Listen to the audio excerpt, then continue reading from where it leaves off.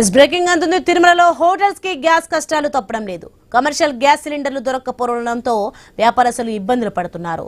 తిరుమలలో పెద్ద సంఖ్యలో ఫాస్ట్ ఫుడ్ సెంటర్లు, హోటల్స్ ఉన్నాయి. నిత్యం తిరుమలకు వచ్చే భక్తులు హోటల్స్ లోనే బస చేస్తుంటారు. ఇప్పుడు అడ్వాన్స్ పేమెంట్స్ ఇచ్చినా కమర్షియల్ సిలిండర్లు దొరకడం లేదు. దీంతో వ్యాపారస్తులు గ్యాస్ ఏజెన్సీలపై మండిపడుతున్నారు.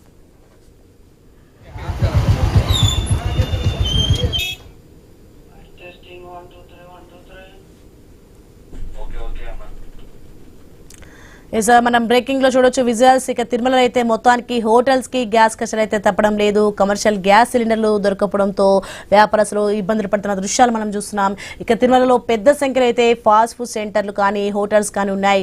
ఇక నిత్యం తిరుమలకు వచ్చే భక్తులైతే హోటల్స్ లోనే బస్ చేస్తుంటారు.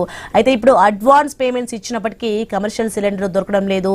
ఇక దీంతో వ్యాపారస్తులు గ్యాస్ ఏజెన్సీలపై అయితే మండిపడుతున్న దృశ్యాలు మనం చూస్తున్నాం. రైట్, ఇదే అంశానికి సంబంధించి మరింత సమాచారం మా ప్రతినిధి గోపీనాథ్ అందిస్తారు ఫోన్ లో. ఎస్ గోపీనాథ్, మనం చూస్తున్నాం తిరుపతిలో ఎప్పుడు చూసినా భక్తజన సంద్రోహం ఎలా ఉంటుందో మనకు తెలుసు.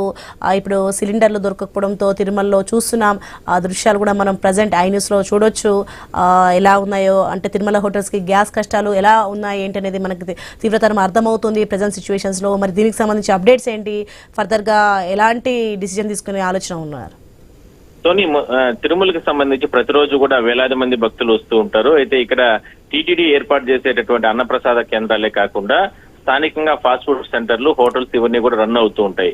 అవన్నీ రన్ అయితే తప్ప స్వామివారికి సంబంధించి భక్తులకి ఆహారం ఎక్కడ కూడా వాళ్ళకి అందుబాటులోకి రాదు. అలాంటిది ఇప్పుడు ఆ హోటల్స్ వారికి అందరికీ కూడా తీవ్రమైనటువంటి కష్టాలు ఎదురవుతున్నాయి. గ్యాస్ కనెక్షన్ అంటే కమర్షియల్ గ్యాస్ దొరక్క చాలా రకాలుగా ఇబ్బందులు పడుతున్నారు. బుకింగ్ చేసుకున్నప్పటికీ కూడా అంటే బ్లాక్ మార్కెట్ లో కొంతమంది ఏజెన్సీలు ఇతర హోటల్స్ కి అంటే ఒక హోటల్ బుక్ చేసుకుంటే వేరొక హోటల్ కి అవన్నీ కూడా పంపిణీ చేస్తూ బ్లాక్ లో పెద్ద మొత్తంలో వసూలు చేసుకుంటున్నారనేది ప్రధానంగా వాళ్ళ ఆరోపణలు. అందువల్లనే తిరుమలకు వచ్చినటువంటి కొన్ని ఏజెన్సీలకు సంబంధించినటువంటి వాహనాలని అడ్డుకుని వాళ్ళు నిరసన వ్యక్తం చేయడం జరిగింది. ఫాస్ట్ ఫుడ్ సెంటర్స్, హోటల్స్ యజమానులంతా కూడా అంటే తిరుమలకి వేరే ప్రత్యామ్నాయం లేదు, ఖచ్చితంగా గ్యాస్ ఏజెన్సీలు తిరుమలకు సంబంధించి పంపిణీ చేస్తేనే హోటల్స్ కి ఆ కష్టాలు అనేది తీరుతాయి. అలాంటిది మీరు ఈ రకంగా అంటే బ్లాక్ మార్కెట్ లో అంటే ఎవరో కొనుగోలు చేసుకుంటూ వాళ్ళకందరికీ కూడా ఈ రకంగా పంపిణీ చేస్తే ఎట్లా అంటూ కూడా వాళ్ళు ఆవేదన వ్యక్తం చేస్తున్నారు. సో దీనిపైన టీటీడీ ఉన్నతాధికారులు కూడా స్పందించాలనేది ప్రధానంగా వాళ్ళ కోరిక. ఎందుకంటే టీటీడీకి సంబంధించి ప్రాపర్టీలోనే హోటల్స్ అన్ని కూడా రన్ అవుతూ ఉంటాయి. మరోవైపు టీటీడీకి ప్రతి నెలా కూడా వాళ్ళు టెండర్ల రూపంలో డబ్బులు కడుతూ ఉంటారు. కాబట్టి మేము ఈ రకంగా హోటల్స్ రన్ చేసుకోలేకపోతే ఎట్లా మేము టెండర్లు అంటే రెంట్ కట్టాలి అనేది వాళ్ళ తీవ్ర ఆవేదన.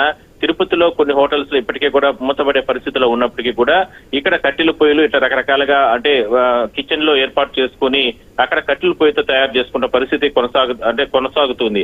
అయితే తిరుమలలో చాలా విభిన్నం కాబట్టి తిరుమలలో అలాంటి పరిస్థితి ఉండదు. కాబట్టి దయచేసి ఉన్నతాధికారులు, ప్రభుత్వ అధికారులు అదేవిధంగానే టీటీడీ సమన్వయం చేసుకుని తిరుమలలో ఉన్నటువంటి హోటల్స్ కి అదేవిధంగానే ఫాస్ట్ ఫుడ్ సెంటర్లకి పూర్తి స్థాయిలో ఈ రకంగా గ్యాస్ ఏజెన్సీలతో మాట్లాడి పూర్తి స్థాయిలో విరివిగా ఈ గ్యాస్ ని సరఫరా చేసే విధంగా చర్యలు తీసుకోవాలంటూ కూడా వాళ్ళు ఆవేదన వ్యక్తం చేయడం జరిగింది. మొత్తం మీద దీనిపైన టీటీడీ కూడా దీనిపైన వివరణ అంటే టీటీడీ కూడా ఆలోచన చేస్తా ఉంది. ఉన్నతాధికారులతో మాట్లాడి తిరుపతి ఏజెన్సీలు ఈ గ్యాస్ ఏజెన్సీలతో మాట్లాడి సమస్యను పరిష్కారం చేసే దిశగా అడుగులు వేస్తున్నారు. Soni, right, thanks for the information Gopinath.